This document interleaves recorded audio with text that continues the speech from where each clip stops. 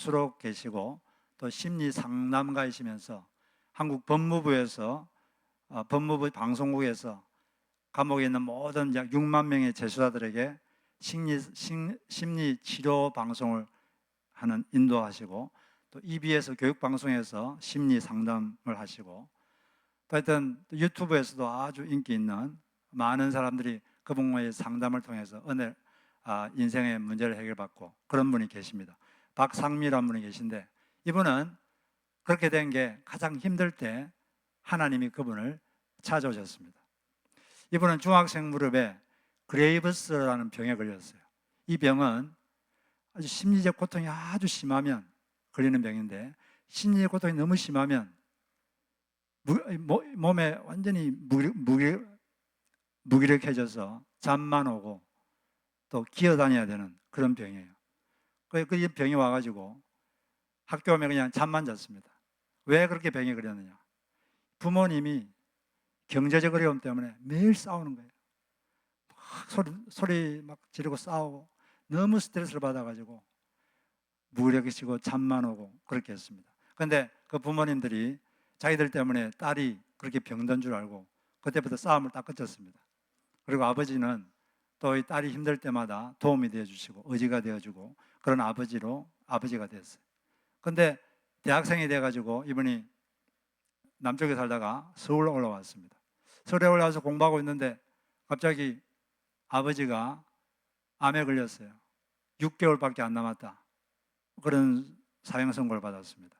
가정 형편이 또 어려워져 가지고 혼자서 아르바이트를 6개, 7개 하면서 막 그렇게 살았습니다. 그런 도중에 그냥 우울증이 찾아왔어요. 우울증이 걸려가지고 살 의지가 없습니다. 아무도 만나고 싶지도 않고 아무도 만나지 않고 다 관계를 끊어버리고 또 다니던 교회도 있었는데 교회 가면 또 잘 지내십니까? 안부를 묻잖아요. 그럼 말을 해야 되는데 안부 묻는 것도 너무 부담스럽고 그래서 그냥 교회도 스탑하고 그냥 이 교회 저 교회 떠돌이처럼 다니다가 아버님이 6개월 만에 돌아가셨어요. 아버님 장례를 치르고 집에 딱 왔는데 집이 옥탑방, 뭐 난방도 안 되고 그런 옥탑방, 아주 겨울 추운 날 딱 왔는데 그 집 앞에 통지서가 붙어 있어요. 가스가 끊겼습니다. 그리고 전기는 며칠 후에 끊깁니다. 물은 며칠 후에 끊깁니다. 집에 돈은 하나도 없고 그냥 죽는 게 좋겠다. 아버지 품에 가야겠다. 그리고 하나님 옆에 가는 게 좋겠다. 그래가지고 그냥 그 생각밖에 안 드는 거죠. 우울증에 걸리면 정신이 병들거든요. 정신이 병들어가지고 그는 혼자 그렇게 생각하고 수면제를 막 끌어모아가지고 어느 날 소주와 함께 수면제를 엄청나게 먹었어요. 그걸 먹고 정신을 잃었는데 정신이 반짝 들었는데 보니까 천장이 바로 자기 눈앞에 있습니다. 높은 천장이었는데 그리고 높이 있던 창문이 바로 옆에 있어요. 아래를 보니까 자기 몸이 거기에 누워 있습니다. 죽은 거죠. 사람이 죽으면 몸에서 영혼이 빠져나가요. 그게 죽은 겁니다. 여러분들도 어느 순간 죽으실 때가 있을 텐데 여러분 몸에서 영혼이 딱 빠져나가면 여러분 시체를 보게 됩니다. 밑에서 보니까 아주 차가운 방에 자기가 꼬꾸리고 있는 게 보여요. 그때 정신이 번쩍 들었습니다. 그래서 기도했어요. 하나님, 제가 큰 실수를 했습니다. 제가 잘못했습니다. 한 번만 기회를 주세요. 한 번만 기회를 주세요. 제가 이 땅에서 할 일이 있잖아요. 한 번만 기회를 주세요. 제가 잘못했습니다. 한 번만 더 기회를 주세요. 그렇게 막 기도를 했어요. 근데 소리는 안 들립니다. 영이니까. 소리는 안 들리는데 그렇게 막 울면서 기도를 했어요.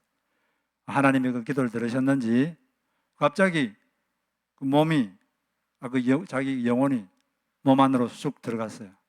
그 들어간과 동시에 이 피부가 아주 뜨겁고 따가웠습니다. 그런데 그때부터 이상하게 막 입에서 찬양이 흘러나오기 시작했어요. 평소에 부르던 찬양인데 이런 찬양이 나왔습니다. 주님, 이 낮은 자를 통하여 어디에 쓰시려고 이렇게 초라한 모습으로 만들어 놓으셨나요? 이런 찬양이 있는데 그 찬양을 10시간을 불렀어요. 저를 이렇게 왜 초라하게 만드셨어? 저를 어디에 쓰시려고 이렇게 하십니까? 그런 이제 찬양을 부르는데 마음속에 드는 생각이 내가 할 일이 있구나. 내가 할 일이 있구나. 그런 생각이 갑자기 들었어요. 그래서 내가 할 일이 있구나. 그런 생각이 들어서 다시 마음에 의욕이 생겼습니다.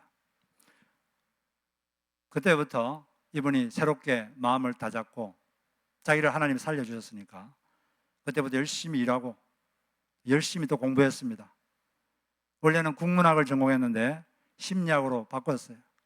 그리고 열심히 돈 벌고 열심히 공부해서 독일 유학도 갔다 오고 그래서 심리 상담가가 되고 교수도 되고 그리고 먼저 그 교도소에 가가지고 그 죄수들 그들 도와주고 또 소년원에 가가지고 또 소녀들 도와주고 그러다 보니까 법무부 방송국에서 모든 제자들을 상대로 하는 그 방송국에서 방송도 하게 되고 그래서 그들이 이분의 그 방송을 통해서 제자들이 많은 심리 치료를 받고 있습니다.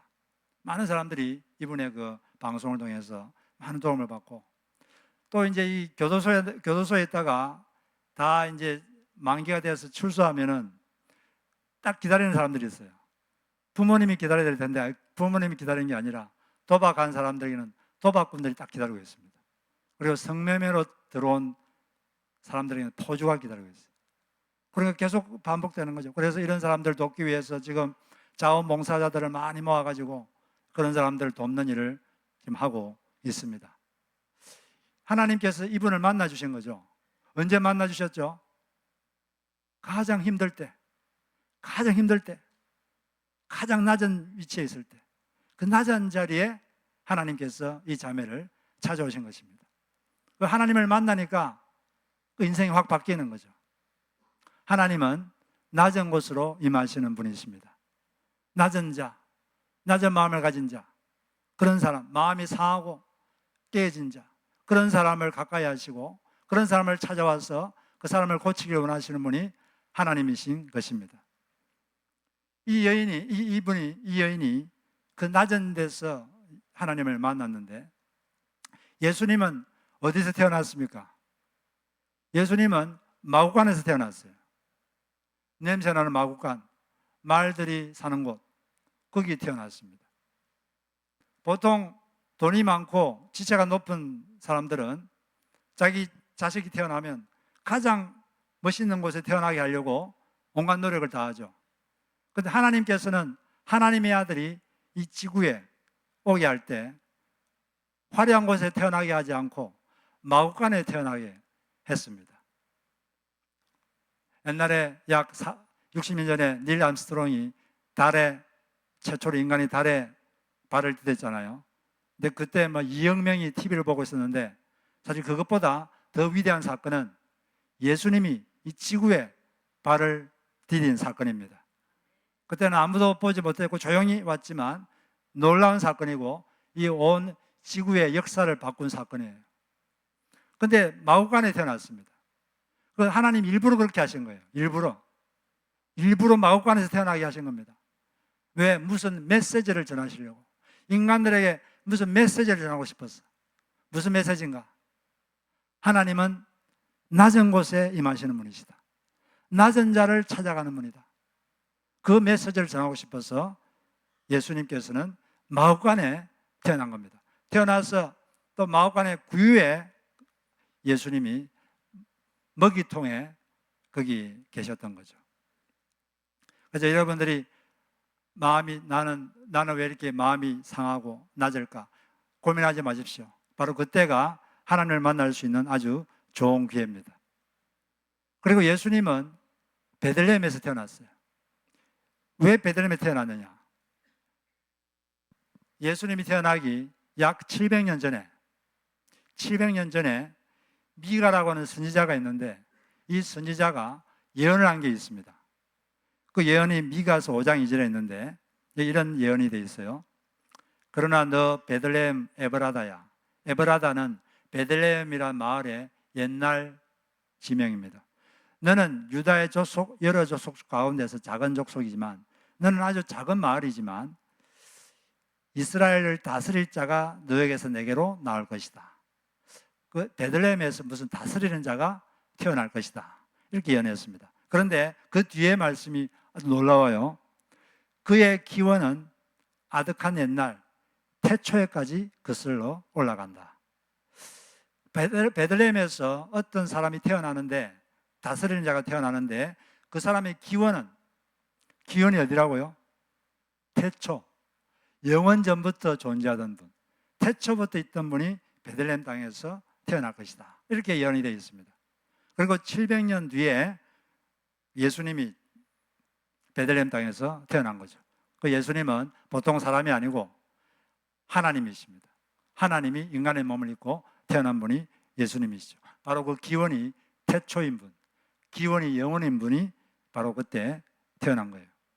지금부터 700년 전이면 우리 한국 역사로 하면은 고려시대죠. 고려시대 때 예언한 것이 지금 이루어진 거죠. 놀라운 예언이 성취된 것입니다. 아까 예수님이 마오간에서 베들레헴에서 태어났다 그랬는데,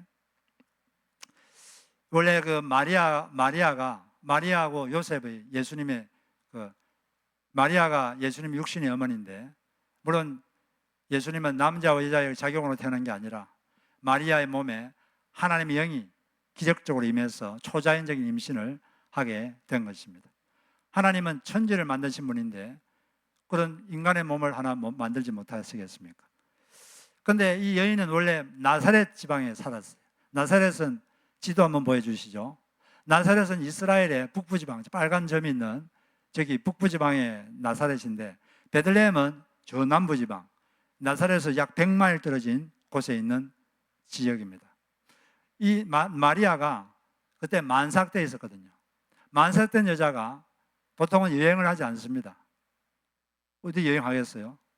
그 마리아가 여행하지 않았으면, 원래 마리아는 나사렛에서 살았기 때문에 아이를 낳았으면 나사렛에서 낳아야 되는데 왜 베들레헴까지 여행을 했느냐?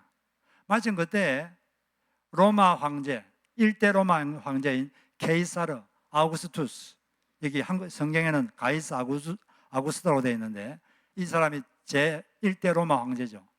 BC 27년부터 14년까지 로마 황제를 했던 이 사람이 갑자기 명령을 내렸습니다. 로마 제국에 사는 모든 사람은 자기 본적지에 가서 호적 등록을 해라. 갑자기 명령이 내렸어요. 그래서 이 명령을 지키려고 만삭인 마리아가 나사렛에서 걸어서 100마일을 걸어서 베들레헴에까지 가가지고 거기서 애를 낳은 거예요. 왜 그렇게 베들레헴, 바로 이 예언을 성취하기 위해서 하나님께서 이 로마 황제의 마음을 움직여서 그런 명령을 내리도록 역사를 한 것입니다. 하나님은 지금도 이 세상을 다스리고 있는 하나님인 줄로 믿습니다. 그리고 이 예수님은 마옥간에서 태어났어요. 그리고 예수님이 메시아가 태어났다는 이 사실을 천사가 맨 처음으로 말해준 대상이 누굽니까? 목자들입니다. 목자들 그 당시에 추운 밤에 들판에서 양들 치고 있었는데, 그때 천사가 나타나서 이 땅에 메시아가 태어났다. 최초로 목자에게 가르쳐 주었어요. 목자는 그 당시에 종기 받던 그런 직업이 아닙니다. 상당히 천시받던 직업이에요. 밤에 들판에서 일하는 게 쉽습니까? 어렵습니까? 어려운 일이죠. 힘든 일을 누가 좋아하겠어요? 천시받던 직업이에요. 그런데 그렇게 낮은 자, 그들에게 천사가 맨 처음으로 메시아가 태어났다, 이걸 말해 주었고, 조금 있으니까 또 갑자기 하늘이 열리면서 천상의 존재들이 하늘의 군대같이 아주 많은 이 천상의 존재들이 갑자기 나타나서 그 목자들만을 위해서 노래를 불렀어요. 예루살렘에 있는 고위층이 아니라 그 들판에서 일하고 있는 아주 천시받던 몇 명의 목자들만을 위해서 노래를 불렀습니다. 이 메시아의 탄생은 하나님께는 영광이요 사람에게는 평화를 가져다 것이다. 바로 이것은 이렇게 낮은 자들에게 찾아오신 것, 낮은 곳에 태어나신 것은 아까도 말했지만 하나님은 낮은 곳으로 임하시는 분이시다. 낮은 자를 찾아오시는 분이시다. 상처받고 깨진 자, 그런 사람을 찾아오시고 그런 사람을 만나시는 분이시다. 이것을, 이 메시지를 전하고 싶어서 그렇게 하신 것입니다. 만약 여러분들이 마음이 상하고 꿈이 깨지고 나는 왜 이런가 그런 생각이 든다면 낙심할 필요 없이 이 하나님을 만날 수 있는 좋은 기회구나, 하나님이 나를 만나 주시겠구나, 그런 생각을 하시기를 바랍니다. 시편에도 보면 이런 말씀이 있어요. 여호와는 마음이 상한 자를 가까이 하시고 중심으로 통회하는 자를 구원하시는도다. 어떤 사람을 하나님이 가까이 하신다고 되어 있습니까? 두 종류의 사람. 두 종류의 사람을 하나님이 가까이 하시는데, 첫 번째는 마음이 상한 사람, 마음이 상하고 깨진 사람, broken hearted, 그 사람을 가까이 하신다. 우리 사람은 언제 마음이 상합니까? 여러분, 언제 마음이 상하고 낙심이 되고 깨집니까? 젊었을 때 꿈이 있었는데 그 꿈이 이루어지지 않고 그럴 때 마음이 상하고 깨지죠. 뭔가 성취하고 싶은 게 있었는데 그 성취가 안 될 때 마음이 상하고 깨집니다. 원하는 게 있는데 원하는 게 이루어지지 않을 때, 그리고 또 다른 사람에 대해서 자기가 뒤처진다고 생각할 때 그때 마음이 깨지죠. 그리고 또 일을 하다 보면은 진산송님을 만날 때가 있습니다. 터무니없이 요구하고 그런 진산송님을 만날 때가 있어요. 그럴 때 되면 마음이 깨지고 화가 나고 억울하죠. 제가 어떤 택시기사님의 글을 읽은 적이 있는데, 요즘은 앱으로, 한국도 다 앱으로 이렇게 하니까 별로 이런 일이 많이 줄어들었겠지만 그전에는 그런 게 없었잖아요. 그 택시기사가 이런 말을 했습니다. 인간 쓰레기들을 만날 때 꾹꾹 참느라고 분통이 터지고 슬픕니다. 어느 길로 모실까요? 라고 물을 때 알아서 가라고 했으면서 나중에 왜 길을 돌았느냐고 시비 거는 경우가 흔합니다. 얼마 전에는 아파트 입구에서 차가 막히는 바람에 한 200m를 후진을 했는데 갑자기 따귀를 날리는 겁니다. 자기가 현직 검사라고 하더라고요. 순간 정신없이 맞은 거죠. 이런 일을 맞으면 살고 싶지가 않죠. 마음이 상하고 깨집니다. 또 사람은 갑자기 병이 나거나 사고를 당하거나 마음이 확 무너지죠. 마음이 무너지고 마음이 깨집니다. 어떤 분이 심한 교통사고를 당해가지고 온몸에 붕대를 감고 그렇게 병원에 있었어요. 앞으로 자기 인생이 어떻게 될지도 모르고 너무 절망적이었습니다. 그때 내가 성경을 봐야겠다. 성경을 보다가 하나님이 그 성경 말씀을 통해서, 어떤 성경 구절 하나를 통해서 하나님이 그 사람을 찾아갔습니다. 완전히 낙심해 있는 그 마음을 완전 에너지를 주고 의욕을 주고 다시 살 힘을 주었어요. 어떤 말씀이었는가? 예레미야 29장 11절, 여기는 하나님의 본심, 인간을 향한 본심이 적혀 있습니다. 이 말씀을 읽는 순간 이 말씀을 통해서 그 여인에게 하나님께서 확 말씀하셨어요. 여호와의 말씀이니라. 너희를 향한 나의 생각을 내가 아나니 평안이요 재앙이 아니니라. 너에게 미래와 희망을 주는 것이니라. 하나님의 본심은 사람에게 평안을 주고 싶은 거고 미래에 희망을 주고 싶은 것이다. 이 말씀을 읽는 순간 내 미래에도 소망이 있구나. 하나님이 나에게 소망을 주고 싶어 하시는구나. 그렇다면 그 소망이 뭔지 알려면 내가 더 살아야겠다. 미래에 소망을 주고자 하는데 그게 뭔지를 내가 알려면 내가 더 살아야 되지 않겠는가? 내가 좀 더 살자. 내가 더 열심히 살자. 그런 의욕이 갑자기 없었던 것이 갑자기 생겼습니다. 그리고 마음이 확 바뀌었어요. 열심히 이분은 그때 의욕을 가지고 몸이 좀 불편해졌지만은 결혼도 하고 가정도 가지게 되고 또 교회에서 사역도 하고 전도사님이 돼가지고 사역도 하고 또 이제 장애 입은 사람들 다니면서 강의도 하면서 전국을 다니면서 강의도 하고 그렇게 자기도 몸에 물론 장애를 입었지만 그렇게 아주 보람차게 살고 있습니다.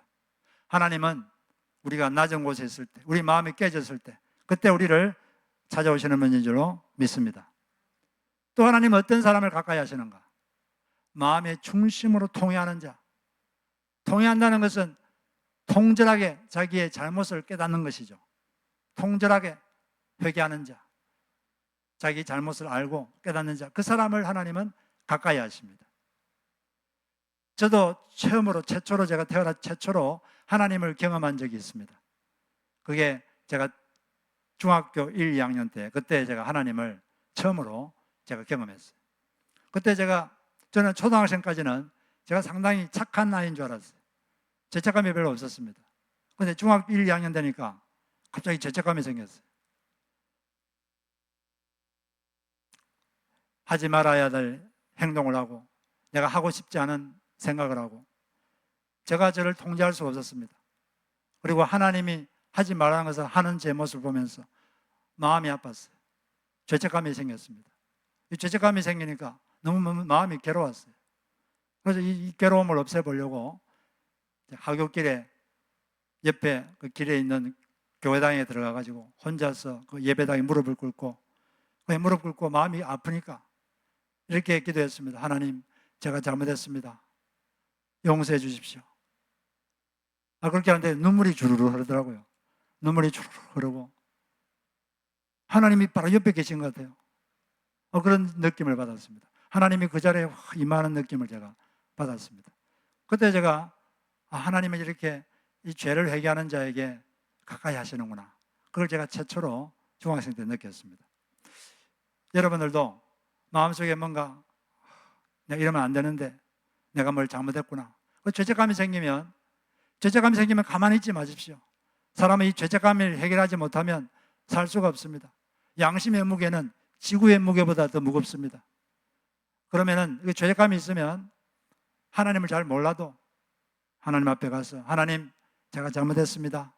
당신을 제가 잘 모르지만 잘못했습니다. 용서해 주십시오. 그러면 하나님이 여러분을 찾아오실 겁니다. 하나님을 만나게 될 것입니다. 이렇게 낮은 곳으로 오시는 그 주님을 여러분 찾으시기를 주의 이름으로 축복합니다. 예수님께서 이처럼 낮은 곳으로 오셨는데 왜 오셨느냐? 평화를 주려고 오셨습니다. 천사가 노래했잖아요. 하나님께는 예수님의 태어남은 하나님께는 영광, 사람에게는 평화를 주기 위해서다. 요즘 사람들은 평화가 없습니다. 현대인들은 평화가 없어요. 마음이 불안합니다. 가진 건 더 많은데 마음은 더 불안하고 마음이 허하고 가진 건 옛날보다 더 많이 가진 것 같은데 이상하게 마음이 불안해요. 마음이 허전하고 거기에 여러 가지 이유가 있을 겁니다. 이유가 많이 있는데 어떤 사람은 필요사회라는 그 책에 보면 요즘은 현대사회는 규율사회가 아니라 성과사회다. 이전에는 규율사회였다. 규율사회에서는 권력자가 규율을 정합니다. 이거는 해야 된다. 이거 하지 말아라. 이건 해서는 안 된다. 이건 해야 된다. 규율을 정하고 사람들에게 목표를 정해주고 그 목표를 달성하도록 밖에서 채찍질을 합니다. 그래가지고 이제 사람들이 막 열심히 움직이죠. 근데 지금 현대인들은 그런 사회가 아니라는 거죠. 이제는 외부에서 강제하는 사람이 없습니다. 아무도 강요하지 않습니다. 자유를 줍니다. 자유를 주면서 당신은 할 수 있다. 당신은 뭐든 할 수 있다. 그리고 막 할 수 있다고 강조하죠. 그런데 할 수 있다고 느끼고 성과를 내라고 요구합니다. 자기가 할 수 있다고 생각하기 때문에 열심히 하죠. 성과를 내려고 열심히 하는데 물론 성과를 잘 내는 사람도 있는데 어떤 사람들은 열심히 하는데 남들은 잘 하는데 왜 나는 못할까? 왜 나는 할 수 없을까? 왜 나는 성과가 안 나올까? 이런 자괴감을 가진 사람들이 의외로 많습니다. 그러면서 마음이 우울해지고 불안해지고 왜 남들은 되는데 나는 안 될까? 그러면서 자괴감이 빠지는 그런 사람들이 사실은 많이 있죠. 그러면서도 성과를 더 내기 위해서 스스로를 착취하는 사회다. 그렇게 진단을 하고 있습니다. 그게 사실은 어느 정도 맞는 말이죠.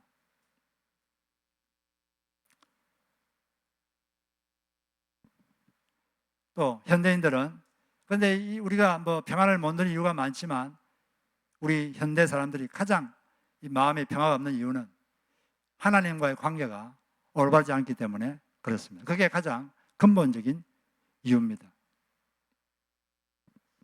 인간은 영적인 존재입니다. 사람은 먹을 게 있고 잠 잘 잔다고 절대 행복하지 않아요. 왜냐하면 인간은 영혼이 있습니다. 그 영혼의 아버지, 영혼을 주신 분, 이분과 연결이 안 되면 인간은 결코 안정을 찾을 수 없어요. 여러분은 동물이 아닙니다. 영원한 영혼을 가지고 있어요. 여러분이 죽으면 아까도 말했지만 몸에서 영혼이 빠져나가요. 그리고 하나님 앞에 서게 됩니다. 그리고 재판을 받게 돼요. 그 전에 여러분의 그 죄 문제를 해결해야 돼요. 이 하나님과의 관계가 안 됐기 때문에 사람들이 불안하고 허전한 거예요. 조그만 어린애에게 먹을 게 있고 장난감이 아무리 많아도 엄마가 안 보이면 그 아이는 불안합니다. 먹을 게 있고 장난감이 있어도 엄마가 안 보이면 불안하고 울어요.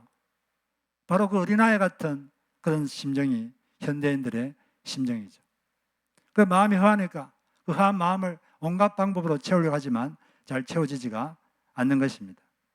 그래서 어거스틴이 이런 말을 했죠. 당신은 우리를 당신을 향해서 살도록 창조하셨으므로 우리 영혼이 당신 안에서 안식할 때까지는 평안을 누릴 수가 없습니다.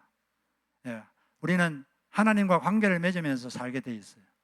이게 안 되면 인간의 마음은 결코 안정을 찾을 수가 없습니다. 우리는 자기 영혼의 아버지, 이 하나님을 찾아야 돼요. 하나님과 좋은 관계를 맺을 때 비로소 우리 마음에 안식이 오고 또 안정이 올 줄로 믿습니다. 그런데 인간은 죄인이기 때문에 하나님은 거룩하시고 이 인간과 하나님이 평화가 돼야 되는데, 화목해야 되는데 그건 저절로 되지는 않죠. 그래서 예수님께서 오신 겁니다. 인간의 이 죄 문제를 해결하기 위해서. 바로 우리가 지은 죄를 예수님께서 십자가에서 다 전가 받으셔서 대신 십자가에서 벌을 받아 주신 것입니다. 저와 여러분의 죄가 있는데 그 죄를 다 예수님께서 다 이렇게 몸에 전가받아서 대신 십자가에서 벌을 받아 주신 거죠. 그래서 예수님을 믿으면 죄를 용서받고 하나님께로 우리가 가게 되고 하나님과 다시 관계를 맺게 되는 것입니다. 그래서 베드로전서 3장 18절에 보면 그리스도께서도 단번에 죄를 위하여 죽으사 의인으로서 불의한 자를 대신하셨으니 이는 우리를 하나님 앞으로 인도하려 하심이라. 우리 같이 한번 읽어보겠습니다. 같이 한 목소리로 시작. 그리스도께서도 단번에 죄를 위하여 죽으사 의인으로서 불의한 자를 대신하셨으니 이는 우리를 하나님 앞으로 인도하려 하심이라. 예수님께서 2000년 전에 마옥관에서 태어나셨는데 그 이유는 죽기 위해서 태어나셨어요. 피를 흘리기 위해서 태어났습니다. 인간을 대신해서 누가 죽어야, 누가 대신해서 피를 흘려야 인간의 죄가 용서받거든요. 그런데 하나님의 사람의 몸을 가지고 있어야 피를 흘릴 수 있고 죽을 수 있기 때문에 예수님께서 베들레헴 땅에 2000년 전에 태어나신 겁니다. 그분은 죽기 위해서 태어난 거예요. 우리가 받을 벌을 그분이 대신 받기 위해서 태어난 겁니다. 그래서 우리가 내가 죄인, 내가 죄가 많구나, 내가 잘못한 게 많구나, 그걸 알고 예수를 믿으면 우리 죄가 해결되는 것입니다. 죄 중에서 제일 큰 죄가 뭔지 아십니까? 하나님을 무시하며 사는 죄가 제일 큰 죄입니다. 하나님을 무시하며 사는 죄, 그게 제일 큰 죄예요. 어떤 사람이 신앙생활 처음 했는데 회개해야 된다 그래서 회개하려고 그러는데 뭘 회개해야 될지 모르겠어요. 그렇지만은 기도처에 가서 기도를 하는데 갑자기 마음속에 어떤 내적 음성이 들렸습니다. 나를 무시하고 산 죄가 가장 큰 죄다. 그래서 그 죄를 회개했다고 하는데 하나님을 무시하며 산 죄가 가장 큰 죄예요. 마치 자기 부모님을 무시하고 사는 것과 마찬가지죠. 그리고 다른 사람을 마음을 아프게 하는 것, 다른 사람을 실제로 해를 끼친 것, 다른 사람 우리 말로 남에게 해를 끼치고 다른 사람을 해롭게 하는 행동, 이런 게 다 죄죠. 그리고 자기 마음의 양심에 아프게 하는 것, 양심에 가책을 주는 모든 행동, 이게 다 죄입니다. 하나님은 인간에게 뭐가 옳은지 뭐가 그런지 스스로 판별할 수 있도록 하기 위해서 양심이라는 걸 주셨어요. 그래서 누구든지 뭘 잘못하면 마음이 아픕니다. 양심이 아파요. 그러면 내가 잘못했구나, 그걸 알아야 되는 거죠. 물론 간혹 사이코패스가 있습니다. 이 사람들은 잘못하고도 아프지가 않아요. 어떤 변호사가 그 강도 살인범을 국선 변호인이 돼가지고 이렇게 면접을 했는데 물어봤어요. 당신은 사람을 죽이면 상대방에 미안하지 않습니까? 잘 모르겠는데요. 당신은 상대방을 그렇게 죽이고 괴롭히면 마음이 아프지 않습니까? 그런 적 없습니다. 그런 건 사이코패스라고 그러죠. 그런 사람이 간혹 있는 거고, 대부분의 사람들은 하나님께서 이렇게 잘못하면 이게 마음이 아프게 돼 있어요. 여러분, 최근에 마음이 아픈 적이 있었습니까? 양심이 좀 아픈 적이 있었습니까? 저만 죄니고 여러분들 다 그렇게 하신 분 같아요. 네, 뭔가 마음이 아프면 내가 잘못했구나. 하나님이 그렇게 말씀하시는 거예요. 그럴 때 우리는 하나님께 가서 제가 잘못했습니다. 용서해 주십시오. 그리고 예수님을 믿으면 예수님의 피가 여러분의 죄를 다 씻어 주시는 겁니다. 예수님께서 왜 우리를 위해서 대신 돌아가셨을까요? 우리를 사랑하니까. 우리하고 아무 관계도 없잖아요. 우리 가족도 아니고. 어떤 법조인이 제가 쓴 칼럼을 읽었는데 이분이 나이가 들어가지고 옛날에 고등학교 시절에 자기 학교에서 그 일진, 짱, 제일 싸움 잘했던 친구를 우연히 만났어요. 만나가지고 그때 이 친구가 클럽을 만들었는데 다른 라이벌 클럽하고 싸우다가 많은 사람이 다쳐가지고 입원을 하게 됐습니다. 그래가지고 그때 학교에서 이런 애들은 다 퇴학시켜야 된다. 그런 움직임이 강했는데 이상하게 퇴학을 안 당했어요. 그래서 궁금해가지고 나중에 만나가지고 그때 왜 퇴학을 안 당했느냐 물어보니까 그가 이렇게 답을 했습니다. 학교에서 부모님을 모시고 오라 그랬는데 자기는 부모님이 없어서 형님하고 누나밖에 없는데 형님은 안 가려고 그러고 누나가 가겠다 그래서 누나가 학교로 왔대요. 자기가 교장실 앞에 무릎을 꿇고 무릎을 꿇고 빌기 시작했습니다. 누나도 자기를 보더니 자기 옆에서 같이 무릎을 꿇어서 꼬박 5시간 동안 자기가 똑같이 그렇게 있었다고 합니다. 지나가는 선생님이 자기 머리를 갈기면서 이런 놈은 퇴학을 시켜야 된다. 그래도 누나는 말없이 같이 벌을 받았다는 거죠. 속으로 누나가 너무나 고마웠습니다. 근데 가만히 알고 보니까 누나가 준 감동이 동생을 살렸던 것입니다. 남을 위해서 빌어준다는 게 큰 감동을 주죠. 그리고 또 이분이 어떤 건달 조직 두목하고 이렇게 면담하게 됐는데 그분이 하는 그 건달 두목이 하는 말이 자기는 중학교 때부터 패싸움을 많이 했는데 그냥 하는 게 아니고 칼 몽둥이 가지고 했대요. 그러다가 19세 때 크게 잘못해가지고 감옥소에 갔답니다. 교도소에 갇혔는데 교도소에 갇혀가지고 검사 앞에 갔습니다. 검사실에 갔는데 가니까 거기에 자기 아버지가 와 있더래요. 나이 먹은 아버지가 아들 같은 젊은 검사에게 한없이 머리를 조아리면서 내 아들을 살려주십시오 빌고 있더란 겁니다. 그걸 보면서 마음이 이상해지고 자기 아버지는 그 지역에서 대단한 유지였습니다. 학식도 뛰어나고 재산도 뒤지지 않고 인격도 출중하다는 평가를 받는 분이었는데 깡패된 아들 때문에 젊은 검사 앞에서 한없이 비는 모습 보니까 속에서 울컥하고 뭔가 올라오더라는 거죠. 그때 그런 결심했다고 합니다. 앞으로 아버지가 검사 앞에서 고개를 숙이는 일은 없도록 하겠다. 그리고 사업적으로 방향을 돌렸다고 합니다. 물론 건달 딱지는 계속 붙어 있었지만 그런데 그분이 이 두 사건을 기록한 다음에 그 칼럼 끝에 다음과 같이 적었습니다. 내 죄가 아닌 다른 사람을 위해 비는 행위는 더 숭고한 것 같다. 그런데 아직도 내가 의문인 게 있다. 동생을 위해 무릎을 꿇고 빌어준 누나나 검사 앞에서 아들을 위해 빈 아버지는 이해할 수 있다. 그런데 인간의 죄를 용서받게 하기 위해 십자가에 올라 대신 죽은 예수의 사랑은 너무 커서 그런지 내 인식을 넘어서는 것 같다.